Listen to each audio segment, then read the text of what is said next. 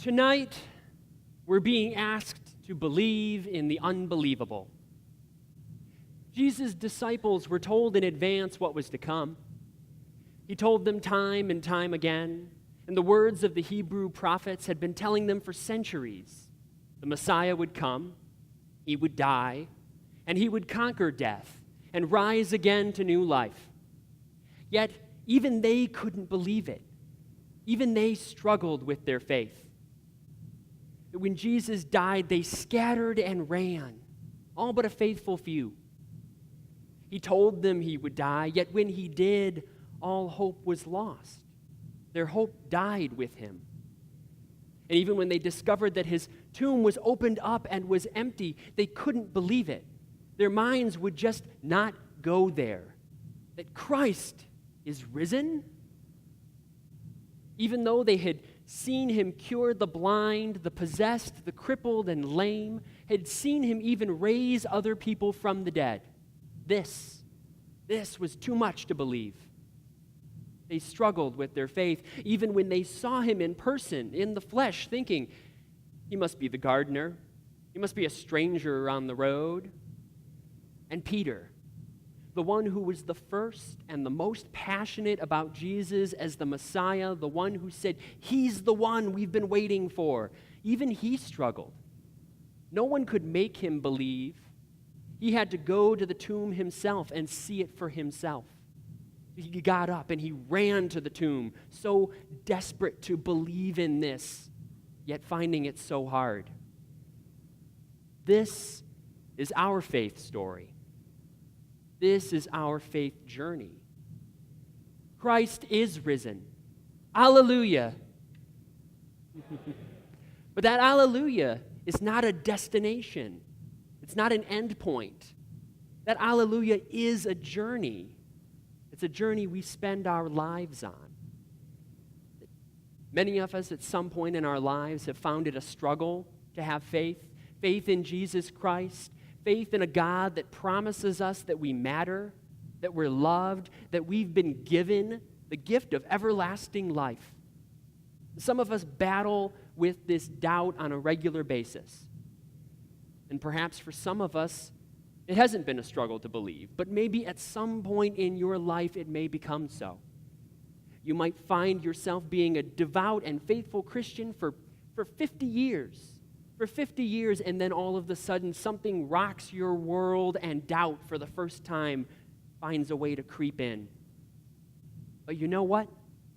That's just fine. It is time to put to bed the idea that faith shouldn't be a struggle, that the journey shouldn't have its moments of doubt. Many of us were raised in an environment in which we were made to feel ashamed for having moments of doubt or for struggling with faith. But it's that wrestling with believing in the unbelievable that makes this journey real, that makes it personal, that makes it ours. There's no place in the gospel where Jesus tells his disciples, this should be easy. There's no place in the gospel where he tells them to just mindlessly go along with it. To the contrary, the gospel tells a story of people who actively wrestle with this, who wrestle with having faith. That even the people who were closest to Jesus had serious moments of doubt. What made them disciples is that despite their doubts, they kept following, they kept learning, they kept on trying. When the women, they came to Peter and they told him Jesus was risen, he doubted, didn't he? But he didn't just say, oh, I don't believe it, and let it go at that. He responded to his doubt by running, not walking, but running to the tomb to see it, to learn, to find out more. And he came to believe. Peter's faith, and all of our faiths, is a journey. And on top of that, it's a journey that we're on together. All of us here in this room are coming from different places in our faith journey. We came from different places. We're headed to different places, and we want different things from our life. But we're all on this journey together.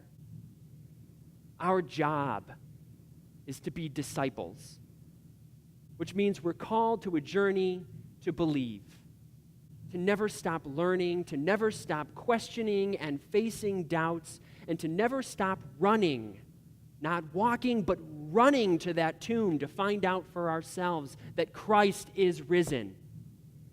We're called to be like Mary and Joanna and the other women who saw Jesus was risen and ran out to spread the word to others. Not to expect them to just blindly go along with it either. Not because we expect others to just unquestioningly follow, but to welcome them and encourage them to come on this journey too, to seek the empty tomb for themselves. You and I know that the empty tomb is there, and we know what it means. It is the work of our lives to be continuously on a journey to seek it out together and to encourage others along the way. Christ is risen. Alleluia.